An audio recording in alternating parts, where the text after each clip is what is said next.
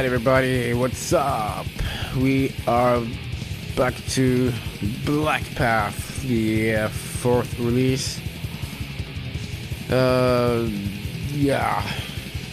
What can we say about this one? It was recorded between July 9th and November 12th, 2016 in our studio here in Kristiansand.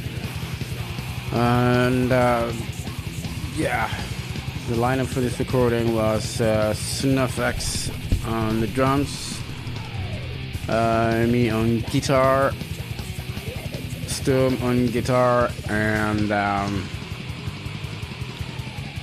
me on bass as well. And we had Coldbound doing his debut as a vocalist on an album for ARVAS. Most of the songs on this album were basically leftovers from material from Black Satanic Mysticism, plus some other songs that I had been working on that hadn't really, been finished. There were also some very old stuff from older demos that I've been listening to that I thought was, yeah, let's do this, let's try them out. One of them was the title track from one of the first demos, I Am By Grief, and I felt like, yeah, let's try this out and see if it works with this lineup, and maybe it will be a good one. And it sounded pretty good, so we used it on the album. There are also some other songs here that are pretty old that were supposed to end up on Black Satanic Mysticism, for instance, Murderous Patience, and some other ones that I don't really remember. This was also the first album where I didn't make all of the songs. I wrote most of them, but still had come up with some ideas. He had one finished songs that we tried out with some orchestration. It didn't really work out that well with orchestration on them, so we didn't use that on the album versions. And he came up with two more songs. The songs were the title track, Black Path, Hell Hunts, and Bargebo. Came up pretty cool. They fit the mix and together with the other songs. So why not? Good songs, good songwriting skills there. Lyrics were written mostly by Coldbound, or did he write all of them? I'm not sure. I suppose he did actually write all of them, or rewrote some of the other ones. I think there was some hexagonal lyrics there too, but I think he just rewrote them.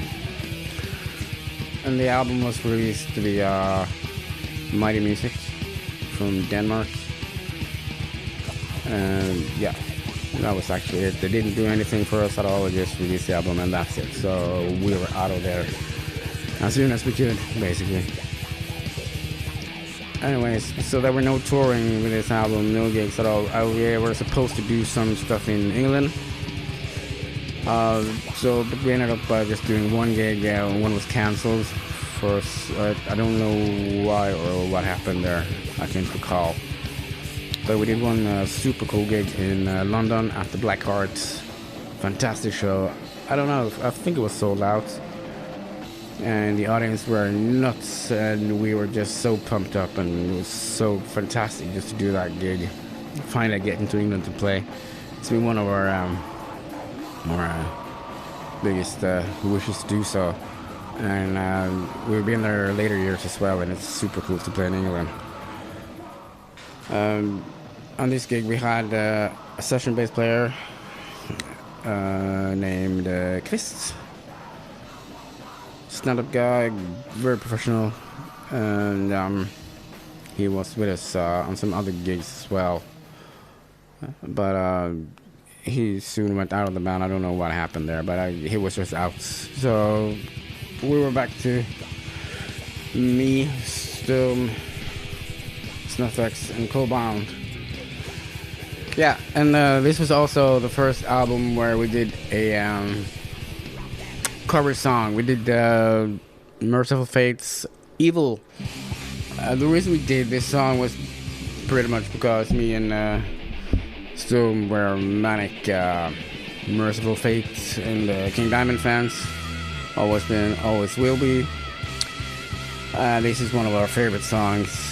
I know it's actually it's my favorite song at least, and yeah, I think it was the first one I heard of the band back in the days, back in the 80s. Amazing song. Anyway, so we wanted to do this. I was not able to sing it, neither was Coldbound, so Storm had to do it. And he did a good job on that one. I think it was a cool song. It was fun to record as well, and we did a great job. We got the approval from Mercyful Fates personally as well, so everything was just swell. And they did like our version, which was kind of funny and really interesting. That kind of made our day. Yeah, that was it. And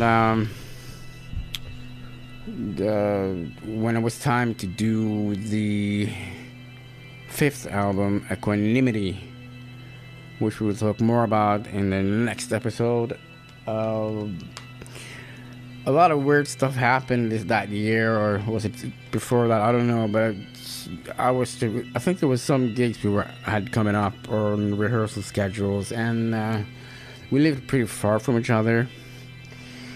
I lived in Kristiansand, Stone was in Tønsberg, Snøflex lived in the mid of Norway, up in Sogndal, and Coldbound was in, Finland, but he moved to Sweden though, so it was not that far away, but it made the whole traveling back and forth stuff pretty hard and stressful for everybody. And I was in a little bit weird life crisis, so to speak. I don't know what really happened with me, actually. I was just going completely nuts. And so I had this bright idea. Let's quit the band altogether, including me, and do something else. So I sort of sent them a message on our common Facebook page, a group or chat that we had, and just relieved everybody from further work with the band, and that was it. So nobody understood anything about what was going on, including me, and that was it. And then I kind of got cold feet, but then it was too late though. So when it was time to do Equanimity, I had to do everything by myself, all the instruments, and I had to go back to vocal duties again. But yeah, more of that in the next episode. Anyways, hope you enjoyed these episodes, and if you do, smash the like button, and always remember to click the notification bell so you don't miss out on contents here. We're not that super active here, but we will post different stuff and vlogs and all that crazy stuff. Also, you can check out my private lyrics YouTube as well, where I just post music of different genres and what I usually do here at home working in the studio. And yeah, updates and stuff. So, but yeah, check it out and see you next time. Cheers.